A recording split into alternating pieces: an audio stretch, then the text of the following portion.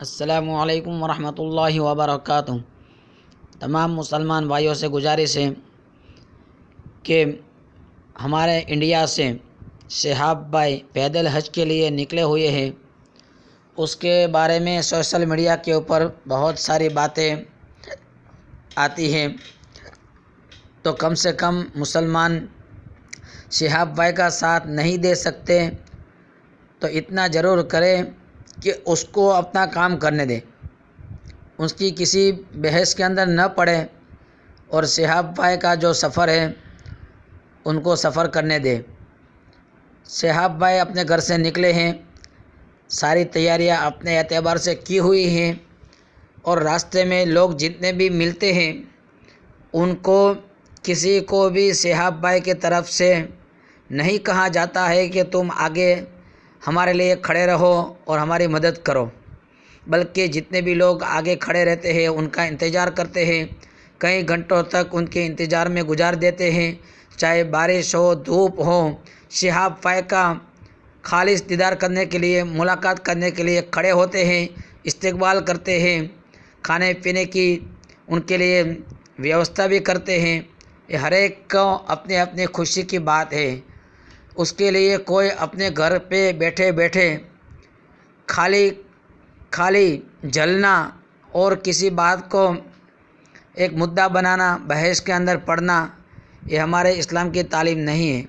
بہت سارے لوگ اپنے اعتبار سے رائے دیتے ہیں اور سوشل میڈیا کے اوپر آتا ہے، کوئی کہتا ہے یہ کام بدعت کا ہے، کوئی کہتا ہے یہ دکھاوے کا کام ہے۔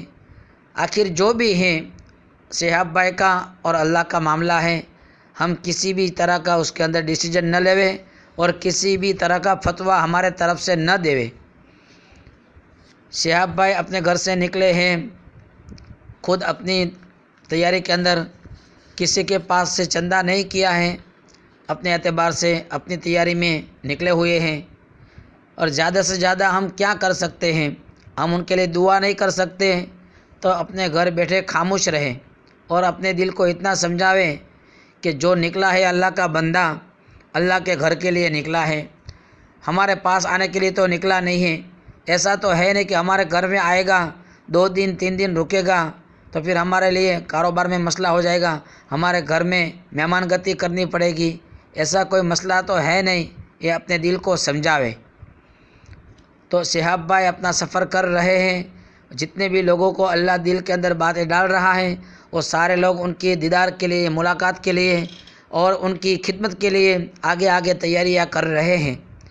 یہ اللہ کے طرف سے جس کو ہدایت ملتی ہے اور جس کو بھی اللہ کے لیے یہ کام کرنا ہوتا ہے، اللہ اس کو چلاتے ہیں اور اس سے کام لیتا ہے۔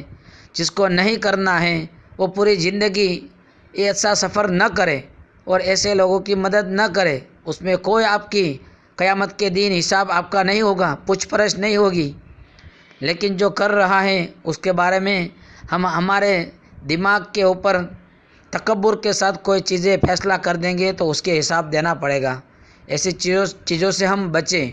کم سے کم ہمارے بھائی کے لیے اتنا سوچیں کہ بھائی کا 8 مہینے کا سفر ہے، اور جب تک حج سے فارغ نہیں ہوتا ہے وہاں تک وہ گناہوں کے اندر کسی بھی طرح کا مبتلا نہیں ہوگا۔ کتنی بڑے کمالات ہیں کہ 8 مہینے کے تک لگاتار سفر کرنا ہے، تو ظاہر سی بات ہے کہ 8 مہینہ تک انشاءاللہ کوئی گناہ اس کے ہاتھ سے نہیں ہوگا۔ کم سے کم ہمارے دل کو ہم اتنا سمجھائیں۔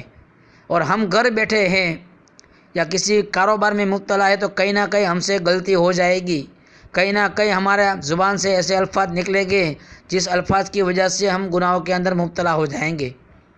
اللہ ہم سب کی حفاظت فرمائے اور شہاب بھائی کا سفر کو آسان فرماوے، اور ان کی حج کو اللہ تعالی حج مقبول کر دے، اور پورے امت کے لیے ہدایت کا ذریعہ بناوے، اور پورے امت کے اندر جوڑ پیدا فرماوے۔